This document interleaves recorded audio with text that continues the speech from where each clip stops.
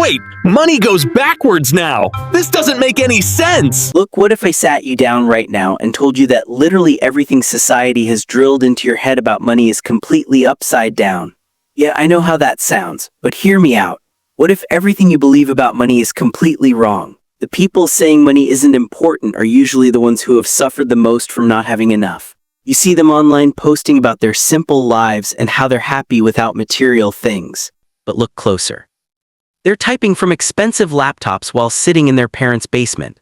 I'm John, and I've dedicated years to understanding how money really impacts our lives, our relationships, and our mental health. If you're sick of being told that wanting financial stability makes you greedy, stay with me. What I'm about to share might flip your entire perspective on money. Here's something that'll shock you. Scientists studied over 450,000 people and found that happiness doesn't magically appear when you meditate or write in a gratitude journal. It actually maxes out at a certain income level around $90,000 yearly. Before you think that's impossible, let me explain.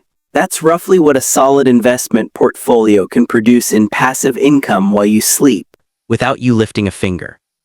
But hold on, we need to start with something more basic that everyone avoids talking about. Right this second while you're reading this, there's a 72% chance you're stressed about money. That's not me guessing or some feel-good nonsense. The American Psychological Association proved it. Almost 3 out of every 4 adults are freaking out about their finances, whether it's paying the bills or drowning in debt. Let that sink in. Most people are walking around with this invisible burden crushing their sleep, ruining their relationships, and destroying their health. Yet we've somehow created this idea that caring about money makes you shallow or greedy. Here's the brutal truth about not having enough money. Every single choice you make gets filtered through one question. Can I afford this? Can I buy this at the grocery store? Should I take that job even though I'd have to move? Can I help my struggling friend? Should I have children when I can barely feed myself? When money's tight, you're not just broke. You're stuck in a prison where your choices are controlled by whatever's in your bank account. And the people preaching that money doesn't matter. They have enough that they never worry about any of this. Let me hit you with reality. If you work 40 hours weekly, you're spending more than a third of your waking life away from everyone and everything you love. You're selling your most precious resource, your time, for money because you have no other option. And here's the painful part. Most people doing this aren't even happy at work. Simple question, if your job stopped paying tomorrow, would you still show up? If your answer is no, then you're basically renting out your life just to exist. But it gets darker. When you add up time getting ready for work, commuting, and recovering from work, that 40-hour week becomes 50 or 60 hours of your life eaten by something you'd rather avoid. That's not living. That's barely surviving. Now let's discuss something super uncomfortable. Money problems are the #1 reason marriages fall apart. Not cheating, not drifting apart, not personality clashes. Money, the thing we're supposed to ignore, is literally tearing relationships to pieces. When couples argue about money, they're not really fighting about dollars. They're fighting about stress, fear, conflicting values, and feeling trapped. One wants to save for safety while the other feels restricted. One sees a chance while the other sees a risk they can't handle. These aren't personality defects or bad communication. These are natural results of not having enough financial space to choose what you want instead of what you can afford. Here's where it gets fascinating, and this is something rich people know but rarely share. Having money isn't mainly about buying expensive stuff. It's about buying freedom to choose. Wealthy people often say that being able to buy something feels better than actually buying it. They're not being philosophical. They're talking about the mental freedom that comes from having options. When you have money, you can leave a job that's killing your soul. You can help a friend in trouble. You can take smart risks because failing won't destroy you. You can reject opportunities that don't match your values because you're not desperate. But when you're living paycheck to paycheck, every opportunity becomes a must. You take the higher paying job even if it makes you miserable. You can't help struggling friends because you're struggling too. You make choices based on fear instead of possibility. Let me paint you a real picture. Imagine your friend needs help getting back up. Maybe they lost their job, maybe medical bills crushed them. Maybe they made terrible money choices. If you're financially stable, you can genuinely help without risking your own security. But if you're barely surviving, you're stuck in this awful position of wanting to help while knowing it could wreck your own life. That's not a morality test. That's a resource problem creating emotional pain for everyone. Same thing with family. If you have kids, money determines how much time you spend with them versus how much time you spend earning money to feed them. It affects their education quality, the memories you create together, and the opportunities you can give them. This isn't about spoiling kids or buying them everything. It's about having the financial flexibility to be there for the big moments instead of missing them because you had to work. And let's be completely honest about something else. Your health is directly tied to your money situation. When you're stressed about money, your body floods with cortisol and stress hormones that wreck your immune system, your sleep, your digestion, and your brain function. People with money stress are way more likely to develop anxiety, depression, and tons of physical problems. They're also less likely to see a doctor when needed because they're scared of the cost. So the thing making them sick is also stopping them from getting help. But here's what really bothers me. The people loudest about money not mattering usually fall into two groups. Either they've never faced real money problems, or they're so beaten down by their situation that they've convinced themselves not to care as protection. The trust fund kid saying money doesn't buy happiness has never had to choose between food and rent. The person claiming they don't care about money while working 2 jobs is protecting their sanity by pretending their situation is a choice instead of a trap. Meanwhile, people who have actually built wealth understand money is a tool. It's not the finish line. But it's how you reach almost every other goal. Want to travel the world? Money. Want to start a charity? Money. Want more time with family? Money buys that time by removing the need to trade it for survival. Now here's something that'll shake everything you thought about success. We've been brainwashed to believe wanting financial freedom makes us materialistic or shallow. But reality is way more complex and honestly disturbing when you really think about it. The average person spends their whole life on what I call the money treadmill. Wake up, work, come home exhausted, pay bills, repeat for 40 years, hoping they'll magically have enough for retirement. Spoiler, most won't. But here's what nobody admits. The system is built to keep you running on that treadmill. Your boss benefits from your money dependence because it means you can't easily quit. Credit card companies profit from your stress because desperate people make bad choices. Even the government benefits because stressed people don't have time or energy to question where their taxes go. You know what's twisted? The people profiting most from your dependence are often the same ones preaching how money doesn't matter.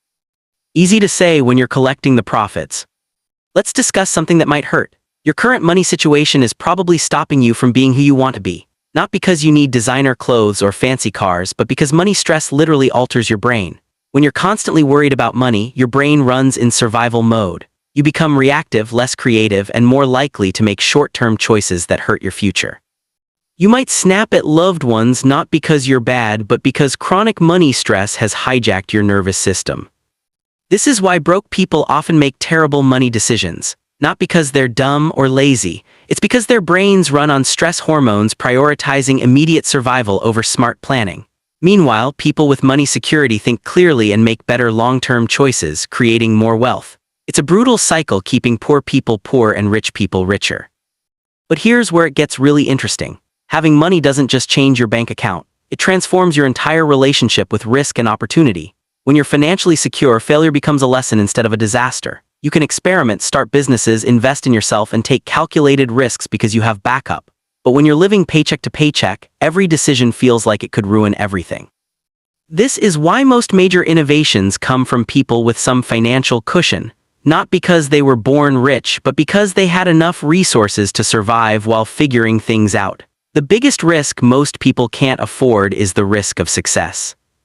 Think about the last time someone offered you an amazing opportunity requiring upfront investment or temporary pay cut. Maybe starting a business, returning to school, or taking a lower-paying job with better future prospects. If you're like most people, you said no, not because it was bad, but because you couldn't afford the gamble. That's not being financially responsible. That's being financially imprisoned. Let's address the obvious issue. The whole money doesn't buy happiness argument misunderstands what happiness actually is. Happiness isn't some permanent bliss state you achieve and keep forever. It's the absence of unnecessary suffering combined with meaningful experiences. Money might not directly buy happiness, but it absolutely removes many sources of unhappiness. It removes the stress of choosing between rent and food. It eliminates healthcare anxiety. It removes the trapped feeling of living a life you didn't choose. Once those basic stresses vanish, you're free to focus on things creating real fulfillment. Relationships, growth, helping causes you love, chasing passions. But it's hard to reach your potential when you're worried about keeping the lights on. Here's something mind-blowing. The money needed to eliminate most financial stress is actually lower than you think. Remember that $90,000 number. That's not random. It's the point where money stops being a daily worry and becomes a tool for creating experiences and opportunities. And here's the crazy part. You don't even need to earn $90,000 at a job to reach that security level. If you build a portfolio generating that much passively, you might never work again. Let me break this down. If you save and invest $2,250 yearly, roughly what many spend on car payments, eating out, and entertainment, you could potentially build a $2.4 million portfolio in about 25 years using a conservative 4% withdrawal rate. That portfolio would generate $90,000 annually without working. 25 years might sound forever, but think where you were 25 years ago. Time passes whether you're building wealth or not. The question is whether you want to look back in 25 years wondering what could have been or celebrating never needing an alarm clock again. But here's what most miss entirely. Building wealth isn't just about the end goal, it's about what happens to your mindset and life along the way. Every dollar you save and invest is a small independence declaration. Every month your investment grows is proof you're capable of creating a different future. Building wealth forces you to develop skills making you better at everything. You learn delayed gratification, long-term thinking, and logical decision-making. You become disciplined, strategic, and confident in problem-solving. These aren't just money skills. These are life skills improving relationships, career, health, and purpose. The person who builds wealth is fundamentally different from who they started as. That transformation is often more valuable than the money itself. Now, I'm not saying everyone needs to obsess over accumulating massive wealth. That's as destructive as pretending money doesn't matter. What I'm saying is having enough money to eliminate stress and create choices should be a priority for anyone wanting to live on their own terms. The sweet spot isn't being so rich money becomes meaningless. It's having enough that money stops constraining decisions and becomes a tool for creating the life you want. Here's something that'll mess with your mind. The most financially successful people often spend less than broke people. I know that sounds backwards, but stay with me. Wealthy people understand something most never learned. They know the difference between looking rich and being rich, and they're not the same thing. The guy driving the brand new BMW with custom rims might be making payments eating half his income. Meanwhile, the millionaire next door drives a 10-year-old Honda because she'd rather invest that payment and let compound interest work. This is where most people lose it. They think building wealth means depriving yourself of fun until you're old, but that's not smart money management. It's about being intentional with spending instead of letting money disappear into impulse purchases and lifestyle inflation. Every raise you get, your expenses mysteriously rise to match. It's like money has gravitational pull towards zero.